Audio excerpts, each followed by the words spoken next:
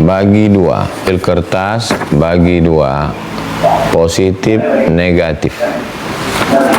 Kalau saya datang acara bukber ini, positifnya apa? Positifnya satu, silaturahim, kangen-kangenan, bisa ngobrol, tukar pikiran, dan seterusnya. Negatifnya, bacaan Quran saya hilang 1 juz. Jumpa kawan-kawan lama, nanti kalau nggak salaman, laki-laki perempuan dibilang sombong, akhirnya salaman. Ngobrolnya kelewat batas, nggak tentu arah. Tempatnya di mall, di rumah makan, yang tempat sholatnya juga tidak jelas. Bisa-bisa sholat ketinggalan.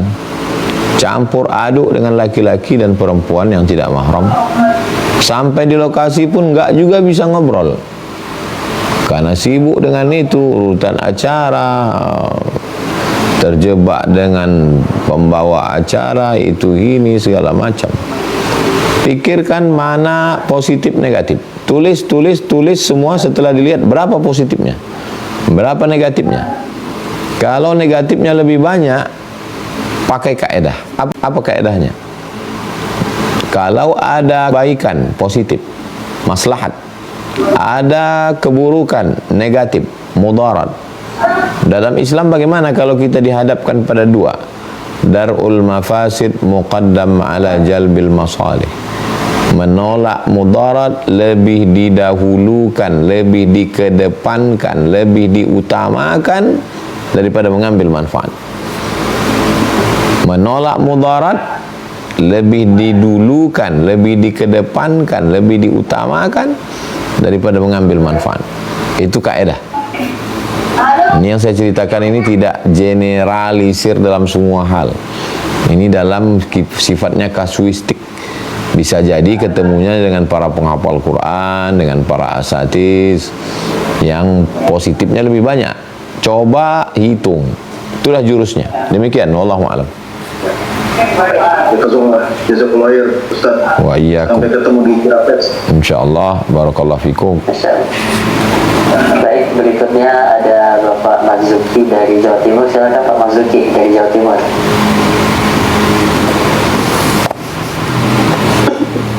Assalamualaikum warahmatullahi wabarakatuh. Waalaikumsalam. Waalaikumsalam warahmatullahi wabarakatuh. Ustaz, ini mau bertanya, tadi sebagaimana disampaikan oleh host Ustaz Robiansa terkait program-program yang dilakukan oleh Dewan Dakwah Islam Indonesia dengan fokus mengirimkan dai-dai yang bertugas berdakwah di daerah-daerah pedalaman, yang kita tahu dalam bulan Ramadan ini beberapa dai-dai sudah dikirim untuk bertugas berdakwah di pedalaman Nusantara. Yang mau saya bertanya kepada Ustadz Abdul Somad, apa yang mungkin akan dilakukan oleh saudara-saudara kita yang di pedalaman ataupun yang ada di kota, mungkin juga yang hadir di sini kan mungkin juga banyak yang hadir, para donatur-donatur juga yang alhamdulillah berpartisipasi untuk membantu dari daerah pedalaman. Kira-kira kebaikan apa yang dilakukan dari kita yang ada di kota untuk membantu dai-dai yang sedang bertugas di daerah pedalaman? Terima kasih Ustaz. Kuntum khaira ummatin ukhrijat linnas. Kamu adalah umat yang paling baik. Daripada umat sebelumnya, inilah umat yang paling baik. Sifatnya bagaimana? Ta'muruna bil ma'ruf wa tanhauna 'anil munkar. Mengajak buat baik, melarang buat mungkar. Jadi kalau ada orang rajin puasa, rajin tarawih, belum baik. Kapan dia baik? Ketika bisa membuat orang yang belum beriman menjadi beriman. Nah, kalau yang bisa melakukan itu adalah orang lain, kita tidak bisa melakukannya. Bagaimana sikap kita? Dua. Man jahaza ghazian faqad ghaza. Siapa yang menyiapkan alat-alat perang, maka dia sama seperti orang yang berperang. Maka siapkanlah alat perang, tombak, panah, batu, kuda, baju besi. Kalau kita tidak mampu berdakwah ke pedalaman, kita tinggal support dai-dai pedalaman melalui Dewan Dakwah. Saya sejak 2016 masuk ke Talang Mama, itu bersama dengan sahabat-sahabat dari Dewan Dakwah yang memang dari Sekolah Tinggi Ilmu Dakwah Prof. Muhammad Nasir tidak boleh ijazah keluar kalau tidak anak-anak adik-adik kita ini mengabdi dulu. Itulah yang membuat sirkulasi dakwah itu tetap hidup. Dai-dai ini tetap dikirimkan. Maka kita yang tidak mampu berperang, siapkan alat-alat perangnya. Transportasi mereka masuk ke dalam. Kita tidak bisa jalan ke pedalaman timur Indonesia sana, wilayah barat, pulau tertinggal. Ini kita support sesuai dengan kemampuan kita. Jangan sampai nanti di akhirat kita ditanya, kenapa pulau itu belum beribadah? Kenapa mereka tidak mengenal? Karena kita tidak berdakwah. Padahal sebenarnya kita mampu. Jadi itu yang bisa kita lakukan, kita support, apalagi di bulan Ramadan ini. Dan tentu saja nanti setelah Ramadan kita akan ikut membantu pengiriman dai-dai ke seluruh penjuru negeri, insya Allah. Supaya kita selamat dari pertanyaan, sudahkah kamu berdakwah? Demikian. Wallahu a'lam bishawab. Baik, terima kasih Buya. Untuk sesi pertama kita masih ada waktu 5 menit lagi sebelum nanti kita tayangkan video. Kemudian kita bacakan dulu pertanyaan dari Bapak Fuad Junaidi. Ya Ustaz, izin bertanya, bagaimana cara mengajarkan anak puasa yang tidak ada kesan memberikan beban kepada anak-anak? Itu Ustaz pertanyaan.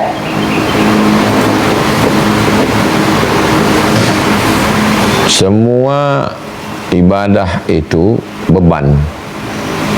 Beban itu bahasa Arabnya taklif. Jadi kalau ada orang mengatakan bagaimana supaya sholat ini tidak beban, dia sendiri beban. Karena orang itu disebut menerima beban, mukallaf. Kalau muallaf, orang yang dilembutkan hatinya masuk Islam. Mukallaf, orang yang dibebani. Beban sholat, beban puasa, beban zakat, beban haji. Bagaimana kita tidak membebani beban? Jadi sebenarnya perasaannya tidak terbebani. Walaupun secara fisik dia terbebani karena tidak makan, tidak minum. Kamu sudah dikasih Allah ayah, sudah dikasih ibu, sudah dikasih hidup, sudah dikasih sehat, sudah dikasih nyaman, sudah dikasih cantik, sudah dikasih ganteng. Allah minta apa sama kamu?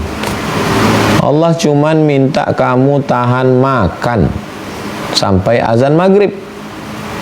Tahan aja makan minum ini sampai azan maghrib.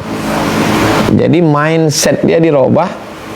Nahan makan ini bukan beban, walaupun sebenarnya dia beban.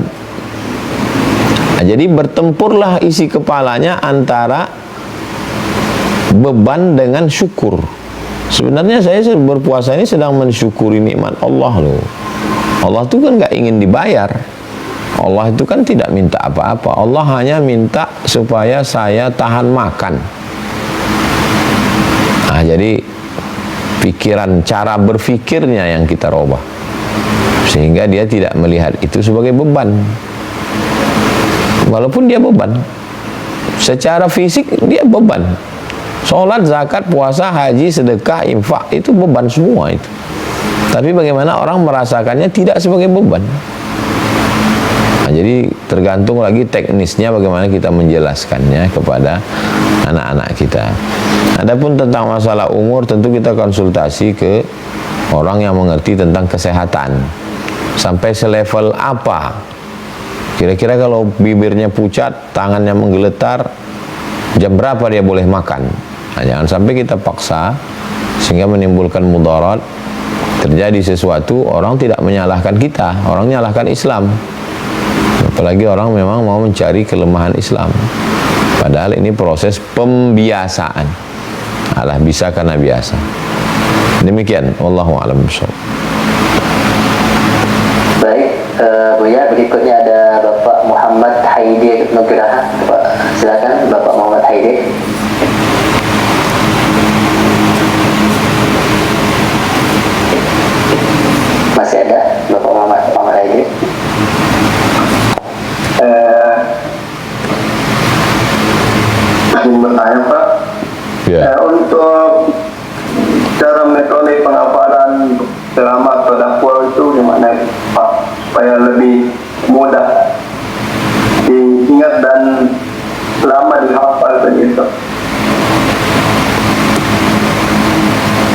menghafal apa nih, Pak? Metode dakwah kayak konteks dakwah begitu untuk ceramah atau di mimbar biasanya, Pak.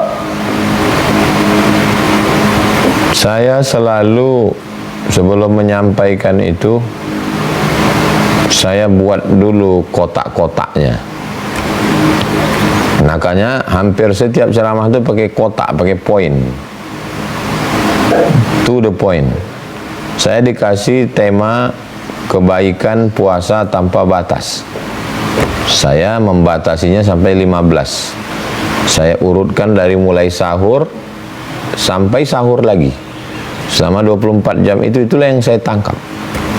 Jadi usahakan ibarat membangun rumah, ada kotak pintu gerbang, ada ruang tamu, ada dapur, ada kamar tidur, ada pintu belakang.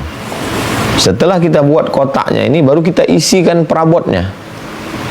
Di depan ada kursi, di dapur ada gelas, piring, di garasi ada sepeda motor, ada mobil. Jadi setelah dibuatkan kotak-kotaknya itu, kita tinggal isi. Isinya ayat, hadis, pendapat ulama, kata-kata hikmah. Nah, jadi sehingga terstruktur dia, supaya ngomongnya jangan ngalor ngidul. Kenapa saya ngomong pakai poin 1, 2, 3? Karena saya suka kalau orang ngomong juga saya buatkan poinnya. Saya pakai poin ini, WhatsApp pun pakai poin.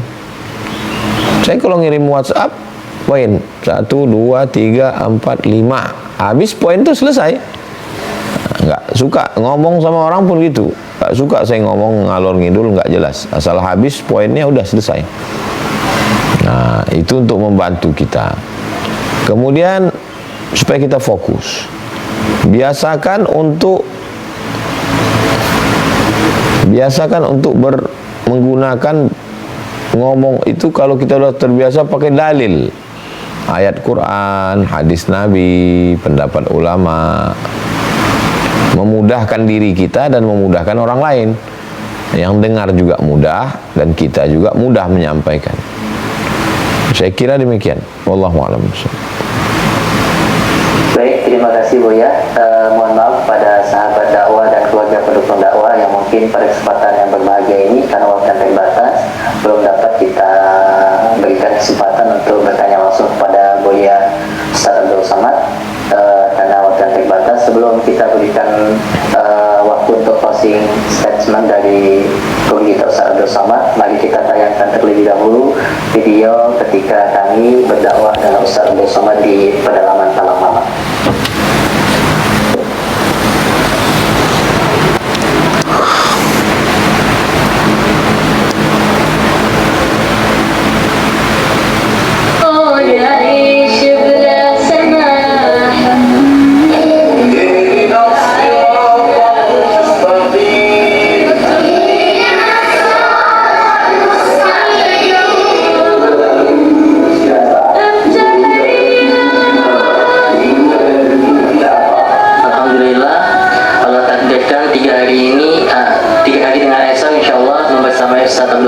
Di suku Talang Mama, kan?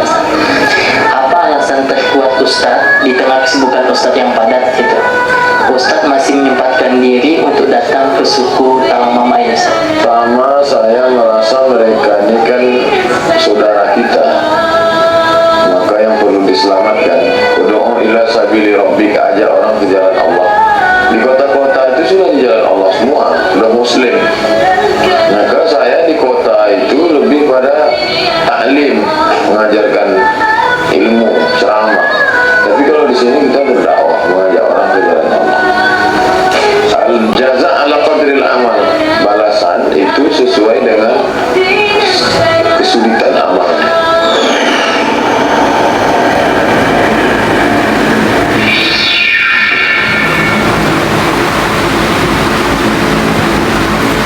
Baik, Buya, kita mohon dianya untuk memberikan closing statement dari penyampaian pada hari ini, Buya. Pada tafadhol. Setiap ibadah ada hikmah. Hikmahnya dibiarkan Allah supaya kita menangkapnya dengan akal. Ibadah itu datang dari Allah. Akal itu pun juga pemberian Allah. Bagaimana akal dipakai untuk menangkap hikmah di balik ibadah salat, zakat, puasa, dan usaha untuk menangkap hikmah itu pun juga nanti menjadi ibadah. Ketika kita membicarakan petang ini ada 15 hikmah kebaikan, dan ini bukan batasan, ini hanya sebagai sampel contoh. Maka ketika kita mampu menjelaskannya, berubah kepada mengamalkannya, itu juga bagian daripada ibadah sebagai bekal menghadap Allah. Faman kana yarju liqa'a rabbih, siapa yang berharap berjumpa dengan Rabbnya, falyamal amalan salihah, hendaklah dia beramal salih, wala yusyrik bi ibadati rabbih ahada, dan dia tidak mempersekutukan Allah dengan apapun. Mudah-mudahan kita termasuk orang yang tetap istiqamah dalam ibadah.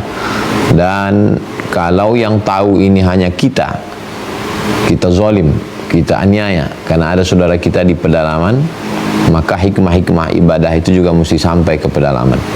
Bagi yang bisa, masuklah. Bagi yang tak bisa, support.